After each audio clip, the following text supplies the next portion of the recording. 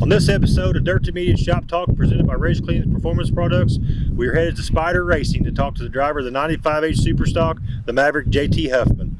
Enjoy the episode. We got a lot to talk about, so stay tuned.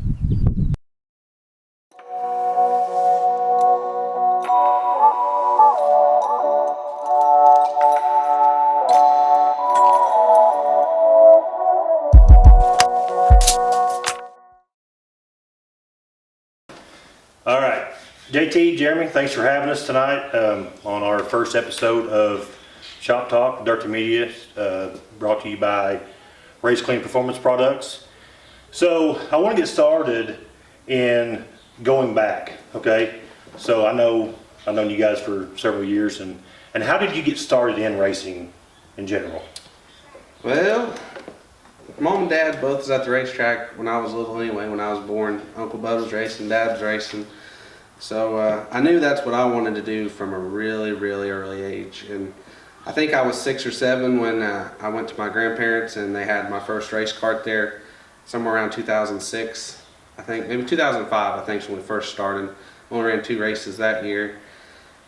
Took off, we decided we wanted to do it for real. I mean, I knew I wanted to do it all the time, right away. Is getting everybody else on board is the hard part. So Dad and Papa started taking it more serious. We could put a new body on it. We started running Sparksville. We was running Sparksville every week. The first year I only got 1 win. Ran 3rd in points, but they were getting a lot of carts. We were getting 30 carts a night. I mean, the place was packed. It was booming. There's only 1 class then. The next year they bumped the classes up. There's going to be 2 classes. I think it was 14 and under and 15 and over. And I was lucky. I squeezed into the 14 under class. I think I was probably 8 or 9 then. It was 2007, so whatever I'd have been then. No, it been 2007. So we get in a tight race deal. Me and Chris Fleur were trading wins back and forth. He won, I don't know, 4 or 5, and I won 6 or 7. And it's a close points battle at the end, and we edged him out there. And I knew then that that's what I wanted to do the rest of my life. So we built an even better cart for the next year. Dad built a real nice old Coyote cart, and we went racing Sparksville and Columbus, and we did Bedford, and ran, I want to say 15 races at Sparksville that year, and I won the first 12, and then Owen comes in. Snuck that win in there on you. He broke my heart. You win that many races in a row, you're wanting to win out. Oh yeah. You know, you're wanting to win them all. I got a big points lead. I mean, I'm not worried about anybody catching us in points, but right. Man, the idea is to win every race at that point. But man, I followed Owen a whole race. I mean, I was on his bumper. I'd push him in the corner and he'd drag the brake and I couldn't get underneath of him. Ran an awesome race. We come to the finish line and I'm trying to pass him and I actually get bumped in the rear from Wilson. What was his name? You remember his name? I can't remember what his first name was. Do you remember what his name was? Anyways, he bumps me in the back and throws me on the back of Owen's car. Yeah, I remember that. And he actually passed us both, didn't he? Yeah. I think he passed us both coming to the line. And I felt bad because I didn't want it. Owen won it. We had a big dispute going on. Yeah, it was like a Monday Night Raw. Right, there. yeah. I mean, it was. They ended up giving it to Owen and we got second, but then Wilson won the next race, but we ended up winning the last one. So I won 13 out of the 15 and we won the championship again that year. So we won back-to-back championships and we won between 25 and, well, somewhere between 20 and 30 races in 06, 07 and 2 titles. And the racing and go-karts was getting expensive. People were getting aggressive. People were fighting, calling everybody cheaters. So the track shut down. We sold our kart stuff and we sat idle for a year, I think. Sat idle for a full year, I feel like. And my Uncle Travis, or Cousin Travis, I call him Uncle Travis, we was at Christmas one year and he told me that he had a car in the barn and I was like, man, that's awesome. He said, you can just have it if you'll come get it. And I rode my dad's case for a month. And finally we go look at it in this barn and man, this car's like, it's old Fox body is what it is with a 4-cylinder in it. It's got, I mean, it's like there's been dogs and coyotes and raccoons and, I mean, it is. A true barn find. It was rough. And he didn't want to do it. And I was like, man, Dad, we got to get back in. We got to take it for real. And finally convinced him. I all right, we'll go do it. We drug that one home, and he's like, we got a halfway point. He's like, we can't do this. There's no say. So we went and looked at 2 more cars, and we weren't in a spot where I wasn't working yet. I was only like, I think I was 13, 14, and he's already working all the time, and Right. mom wasn't working full time, and wasn't really in a spot where we could buy a new car. So we pretty much built that car off selling scrap. We sold truckload after truckload after truckload of scrap and wire and burn it, and we had this stock 2.3 Ford 4-cylinder, and I'm gonna go up there and I'm just gonna raise all kinds of cane, and I'm gonna show them what I got. And we go out there, and that thing, I could flat foot it. That's how slow it was. Really? And I was like, man, this sucks. I still got to race with some of the guys like Ray Weston. Me and him was battling, and a couple other guys, but I wanted to be Bobby Jackson or Jim Walters or, Chevy Goodson, one of the guys that won. Well, we ran that car for 2 years. We built a decent motor. It wasn't a great motor. Me and Dad put it together. Well, Les Terrell helped us put it together. We was competitive with it, but it just wasn't nothing. It wasn't enough. Right. So we put that one. I'm working at this point. I got a job at McDonald's just to pay for the race car because Dad said I had to help. So I'm working. You gotta do something. I'm working at McDonald's trying to throw money at this race car and mowing grass. I'm mowing grass. I'm working at McDonald's. I'm cleaning the church. I'm doing whatever. Every dime I have, I'm throwing a junk car. And finally, we go to it was either Trent or Travis Pickrell. I can't remember which one. Trent had an old hatchback Fox that they had started making a drag car out of. And they pushed it back in the weeds. They lost interest and pushed it back in the weeds. And Dad talked to him, and I talked to him. I think we bought it for like $300. Something like that. But it was not good either, but we built it from the ground up. That was all us. Jason Heyman put the bars in it, had really good bars in it, and put a good motor in it, and made it as light as we could, and we was gonna try it again. Right. Well, I think we got second in points the first year. Didn't get any wins with that car. At that point, we're racing with Chevy Goodson, Jim Walters, Bobby Jackson, Tim Goodson, Aubrey Egan. Austin Ford Ice. There's Stout field of many stocks. You're talking some good guys Right. that know what they're doing. So we do that for a minute. We run it the first year. I end up second in points. It's fine. I was like, okay. I'm not at a point where I'm still in high school. I'm not making enough money that I can do anything. Right. So we turn around one more year, redo everything over the winter and try again. And we go out and we win one race the whole year. And we lose the championship by 2 points. But the class fell off there at the end, and we was only getting 4 or 5 cars a night. Right. So at that point, you don't know what's going to happen. Chevy Goodson was winning every race. You couldn't touch him. He was fast. So we got to figure out what we're going to do. We can't build a car and not know if we're going to get to race it. So I talked him in. Dwayne Hildebrand's got, what did they call it? It's that old 5xU that had the name. It was one Randy Petro won a bunch of races in. Man, I can't remember what they call it. The Hornet, something Hornet. Green Hornet. The Green Hornet. Yep. Man, that car won a lot of races. Yep. Well, my buddy Dwayne Hildebrand, who was promoting the track at the time, had it. He owned it. And I was like, man, let's try to work out a deal. Randy Lee was driving it for him, and Dwayne really wasn't into it. So I talked him into trading that car, everything except the motor, for my mini stock race ready. So he mows it over, and we go back and forth, and I finally talk him into doing it, and we go pick that thing up, and we get it here, and it was a good car at one time. It won a lot of races, but Right. it'd been wrecked hard more than once. Square tubing car, cracks on it, had bracing all the way to the door panel. Square tube, probably what was it, 1.5 by 1.5? 2x2. 2x2 square tube to the door. Right. On both sides, square frame, Camaro clip, leaf spring car. It's behind, but I got my foot in. Right. It's a So, start. It's a start. Put our foot in. We're gonna go race Brownstown. Maybe not for points. I don't know. Ended up being for points, and wasn't good. Wasn't good at all. We were making shows, but 18th, 19th.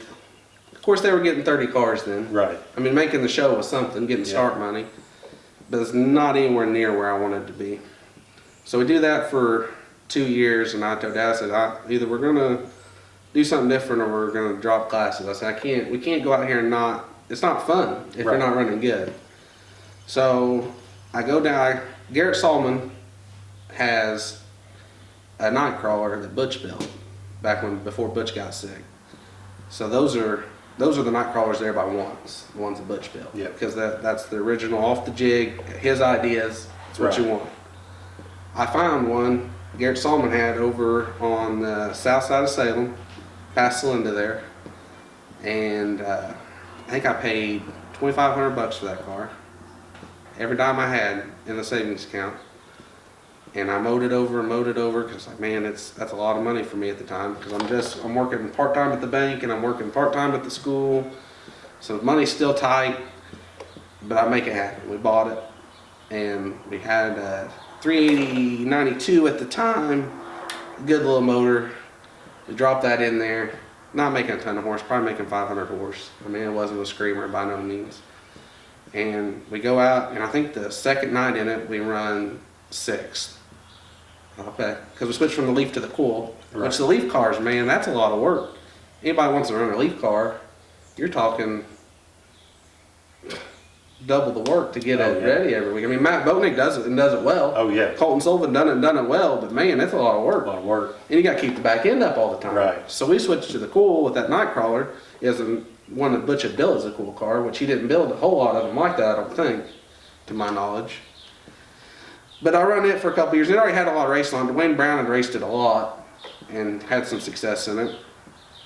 But it starts cracking in the welds, and we're putting gussets in it every week. It's not nothing that the car was built wrong. It just had a lot of races on it. A lot of races, yeah.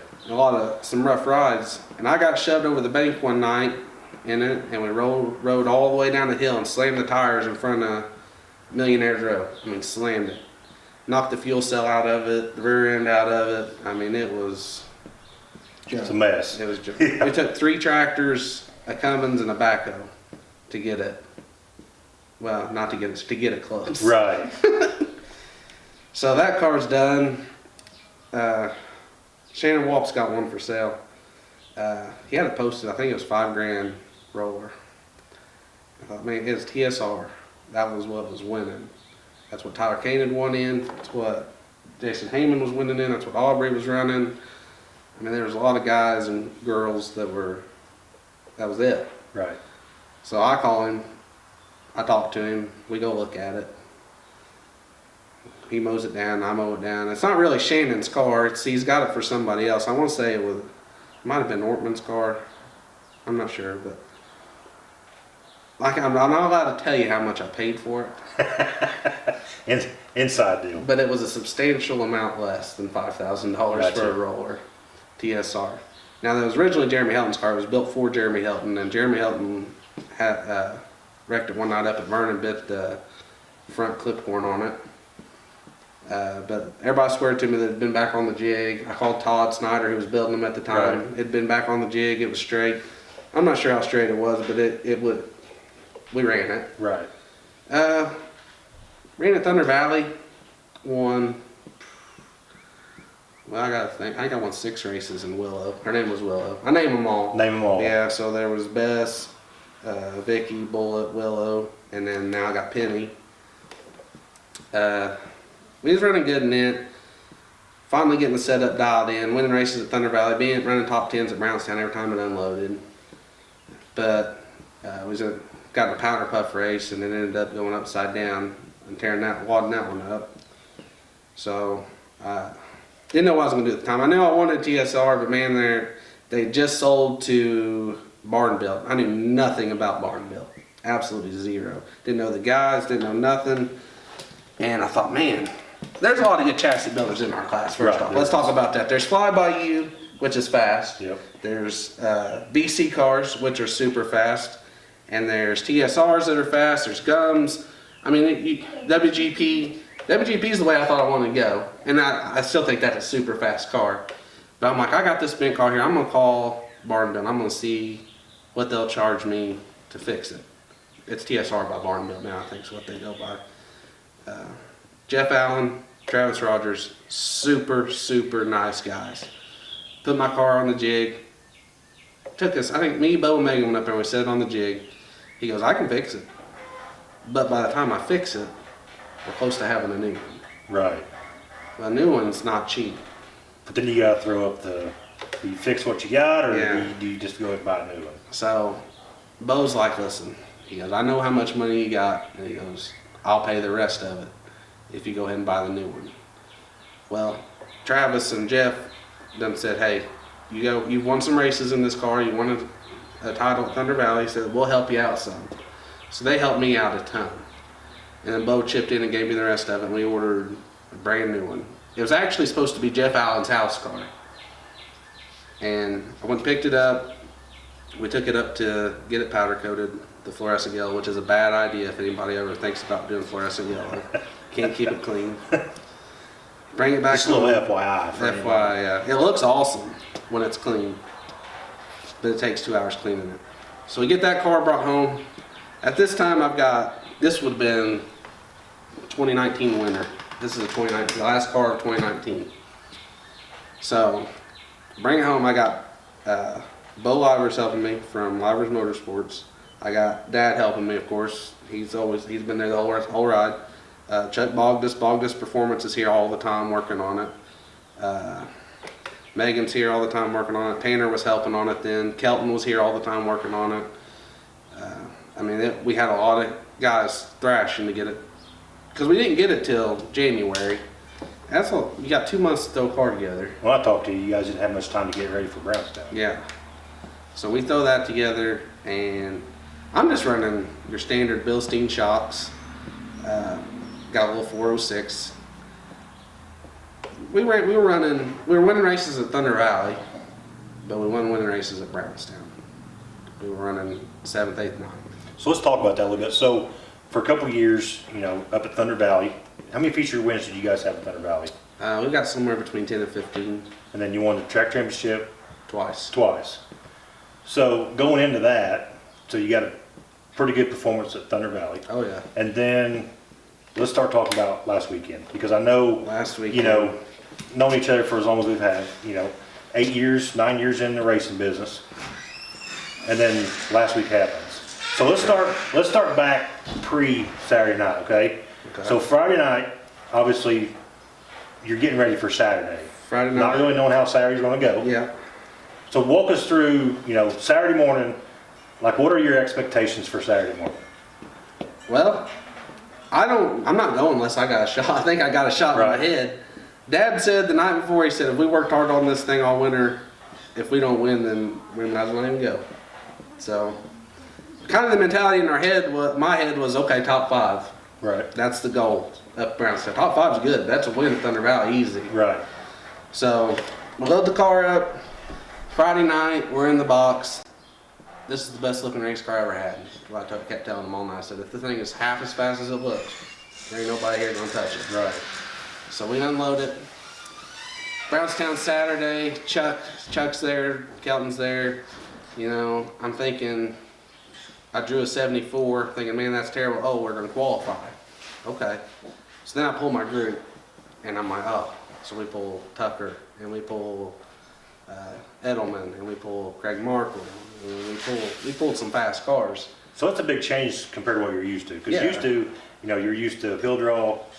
Oh, yeah. Here's your number. This is your heat. Now you're going out for group qualifying. So technically, the whole Saturday mentality's changed a little. Saturday mentality's changed. I make sure that there's a big gap between me, because I was like, if I start behind the 75 or the 14 or the 9, I said, I'm going to have a heck of a time getting around them.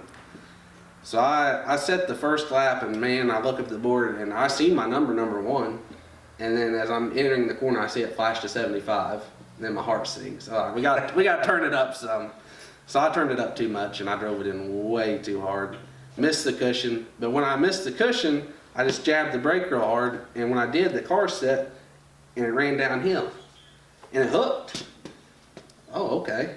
So then I do the same thing in the next corner, and it hooked again. I didn't get quick time, but I got second. But Tucker ended up throwing a drive shaft, which put Markle inside of us. And I think, okay, so me and Markle was going to start the show. Track's black slick. Not used to. Me and Bo go back and forth on what tires to put on it 100 times. And we ended up making a different selection than we normally do. I'm not going to tell you all the secrets there. And we go out there, and I'm lucky enough to beat him to the first corner. When I beat him to the first corner, I thought, all right, you're going to have a hard time passing me now. Right. So I hugged the tires the whole race, just crawling. I mean, I feel like I'm crawling. And Jamie and Kelton's up there with the sticks saying that we just got a, I don't know, maybe 3 or 4 car length lead. And I'm crawling, and finally that race ends. Roll back into the stands or in the pits. And I told Bo, I said, it's not fast enough to win. So we do a little bit of work on it and make a different tire selection again, and roll out for the feature outside pole, which is not the first time I've started front row at Brownstown. But usually when I start front row at Brownstown, I'm like 7th or 8th halfway in. Right. So what is your mentality when they give you the one to go signal on the outside of the front row? First, was that your first race, or you raced with the icebreaker, didn't you? No, that was our first race of this year. So first race of the year, you're starting outside front row. What's the mentality? Because you're like, I mean, you did all this winter preparation. Yeah. You know, this is the moment you were wanting. Was you nervous at all, or was? Oh, my heart was beating down my chest. Was it? Yeah, you got Zach Sasser inside of you. All you can think is if you don't beat him to the corner, it's going to be a long race. Right. And not only do you got Zach Sasser inside of you, you got Derek Clegg and Jack Fry and Tanner Chastain right behind you. Right behind you. I mean, you're talking guys that are going to win races this Right. year. So you got to go through the first corner good. And I beat him to the first corner. Yep. And then he drove around me like I was an idiot. Which Zach Sasser's a heck of a driver. Right. You know, and he did not make a mistake Saturday night. No. His car, I could see his car tightening up. Mine was tightening up too. I've never feathered a right front tire like I did up there Saturday night. But I burnt the right front off, and that's not normal for us. Really. But I could see him, we'd go in that 19 laps was the fastest 19 laps of my life because I could not get around him. I get underneath of him a couple times, just kept showing him my nose. But that 19 laps flew by. Just keep thinking, don't show the white, don't show the white. Yeah, I just kept saying, if I just show him my nose, he'll make a mistake, but he never would. And we caught lap cars, okay? And we got Skyler, I think it's Cohee on the inside, good driver, good clean guy. And he got that, I'm not sure that number 23, but he was running the consistent line too. And we caught him, and I thought, okay, this is when I'm gonna have to try something. So we're on lap, we're going in the turn 119, and the gap splits, and Sasser's is gonna split the gap, which is what he's got to do. Right. That's what he's got to do, or I'm gonna do something dumb. So he splits the gap, and he gets him. He beats him to the corner. But when we get in the corner and he hits the brake, I see his left front lock up, and when he does, it's like he gets connected with that 23 car, and he couldn't turn down. And the hole was there, and I was like, okay, I got to go now. Right. Like this, my heart's beating out of my chest hard at this Now or point. never. So I slam the brake as hard as I can and turn that car downhill, and we go 3 wide down the front stretch. Not one time did I think in my mind Zach Sasser's going to touch me. Right. Because me and him is buddies. We're not going to rough each other Right. up. So you're not worried about that with him at all. So we go 3 wide in the corner. He holds his line like he's going to, and I hold my line like I'm going to, but I know the bottom's going to stick harder than the top. Well, he gets on the top and he fades away just 4 or 5 cars. I'm like, okay, I don't hear him, I don't see him, so I'm just going to roll this last corner. And I roll the last corner, but I see his nose poke just a little bit in the corner, and we're able just to drive off on the bottom. And I think actually I got underneath Isaiah, so he couldn't get me on the top. Right. Because Isaiah's up there.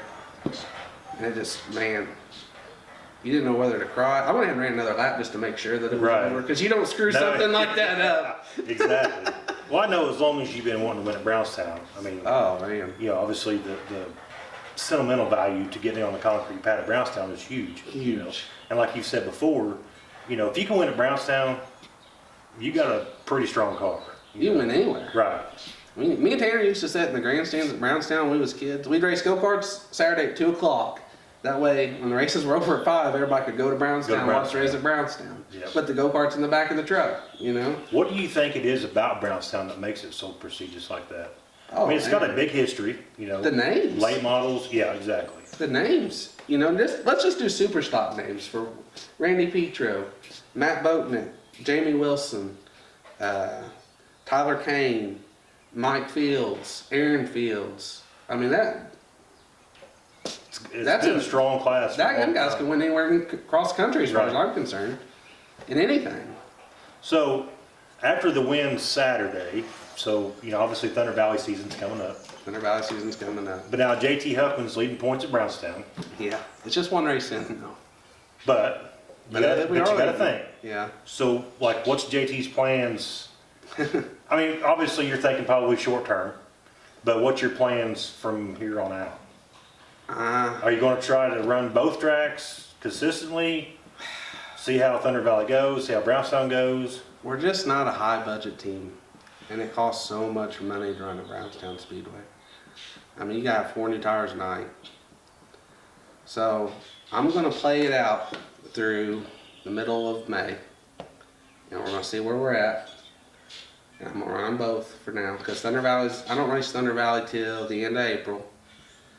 But if we're sitting on top middle May, That's a pretty rough question, I know, but Yeah. because you got to figure out, middle of May is going to be where I decide what I'm going to do. I know everybody wants me to do it, but we're building a house this summer. Me and Meg's trying to build a house, and all my sponsors most of them are from Salem, right? and a lot of them come watch me up at Salem. But I mean, they don't care. They're Right. cool as long as we're doing good. So middle of May, I'll know for sure. But there was cars faster than me at Brownstown Right. Saturday. I mean, Tucker broke. Zach was faster than me most of the race, and Brad Fry was faster than me most of the race. Brad Fry looked really, really strong. 5 to go. I mean, I watched the video 100 times. He was real, and he just didn't have enough time. And Tanner's going to get his figured out. Tucker's going to get his fixed up, figured out. I mean, there's going to be some guys that I'm not dominant at Brownstown just because I won one race. I'm not cocky going in thinking I'm Derek Clegg. I mean, I'm not going to go beat them guys Week in, week every out. week. You're not going to go schedule a race. I don't care who you are. You're not going to go win every race at Brownstown Speedway in Super Right. Stock class every week. Right. I mean, It's Jaden too Wilson's been competitive. close. Yeah, But- it's very competitive. Yeah, there's too many good cars. So for people that might us watching, what does a week consist of for you guys? Hitting on that is, when you want to be consistent every week and trying to race the guys that you're racing, how much work does it take during the week? Regardless of even if you tear something up or whatever, have motor issues, transmission issues, there's still a lot of work that has to go involved in it to get to that weekend. Oh yeah, I bet we get 8 to 10 hours, 8 to 10 man hours a week on tires. Start off Sunday. Well, I'll just tell you how this week went. For example, Sunday, I unloaded the car after church. Spent 4 hours washing car, tires, lifts. You wash everything down, and then Dad washed Tanner's car, well, Buddy's car, because we got 3 race cars right now. Like we didn't have enough going on. So. What's one more, right? Yeah, what's another one? So we do that. We do get all the tires washed. Then first thing I did was Monday, told Chuck, I said, we gotta get this thing on the scales, so we know where we were at when we won and where we need to build off of. So this car might touch scales twice a week. That consists of 2 or 3 hours at a time. Chuck Right. crawling around. Chuck's my scale guy. He does all the scale. The cranking it. Dad reads the numbers. I just set the car on scale time, which is fine with me. Fine with you. So yeah, you figure 8 to 10 hours. Well, let's say 4 hours I did washing it, and then we scaled it the first time. Probably 2 or 3 hours in scaling it, marking everything, writing it down, getting it back to where we started. Then me and Dad grind and sipe and flip and rotate tires and mount new ones and clean up rims. So you're figuring between the two of us probably 8 hours on that. And Meg helped this week on tires. She did a lot of tire work this week. And then may go back on the scales. I gotta do my bolt check, which consists of me checking the rear end bolts. I check the motor mount bolts, check the mid plate bolts, I check the A-arm bolts. Then we go through and we check fluids. You gotta check your oil. Maybe change the oil, change it every 3 races. You're gonna check your coolant, your power steering, your transmission, your rear end, get all that checked. So there's another 2 or 3 hours in doing that. And then you gotta do any repairs you gotta do. Like a quarter panel we still gotta fix. That's the only thing I gotta fix this week. Usually we're doing more body work than that. Thunder Valley's That's a good weekend. Thunder Valley's a little rougher on bodies than Brownstown. We got 24 to 30 hours a week in it between That's the two just of us. one car, Just with one car. I Right. mean, you're not counting it. We do all that on Tanner's car too. and you don't count the trailer. The trailer, yeah. Keeping it, I spent Keeping it everything clean, together. an hour and a half cleaning the trailer. I think it's just a lot of stuff that people don't see. You know, obviously as race fans, we show up at the track, you know, we get our nachos, we go sit in our seat, you know, you guys come out and do your thing. But there's so much that goes into a race program that a lot of people don't see. It's You know, every hard- night. Yeah, the hard work, the late nights, you know, like can- you said, you're looking at 20 hours a week. Yeah. And that's on And I work a regular job. a regular job, that's on a clean car. Yeah. I mean, you know, if you have issues during the week, then. And Brownstown's every weekend. Right. You don't have many off nights. You're Well, gonna run then- 3 nights a month. You race on Thunder Valley on Friday night, and then you got to do it again on Saturday, and if something happens in Thunder Valley. Steps get skipped bad on that. Yeah. And it's It's tough to run Friday and Saturday at two Right. different tracks, having to do gear changes and Completely different setups. Oh, in your yeah. normal upkeep. Right. Yeah. You're trying to do your whole week's work in one night. Yes, that makes for a long, crazy week for sure. Yeah, you're wore out. And Sunday you're trying to wash the car and you can't keep your eyes open. Yeah. I mean, it's rough. So But you there ready? go. So you guys, you racing or you're up here this weekend? Yep. Oh yeah. I'm Ready to going. go? Nah. I know it's only Thursday. It's only so- Thursday. I'll spend the rest of the night getting my tires finished up, and Dad's gotta get the quarter panel fixed. And I got everything else done, I think. Get the trailer loaded, but we ain't got Tanner's car back yet, or Buddy's car. Gotcha. I don't know whose car we're gonna call it right now, but we don't. Somebody's car. We ain't even started on it Right. yet. They had to put a whole side on it Monday. Whole We're just gonna side. call it the 98 car. 98 that's, car. That's the screw. A 98 pure stock. Yeah. I got to drive it some too. That was a blast. Did you? Oh yeah. That car's fast. Is it? Yeah. We get it loosened up a little bit. Is it going to be at Thunder Valley and Brownstown both? He's gonna go wherever I go. See, he pulls trucks too, so Gotcha. whatever he's open, he's gonna be racing. I'm racing. Yeah. But it's a lot of fun to go up Brownstown and you run that good in front of everybody.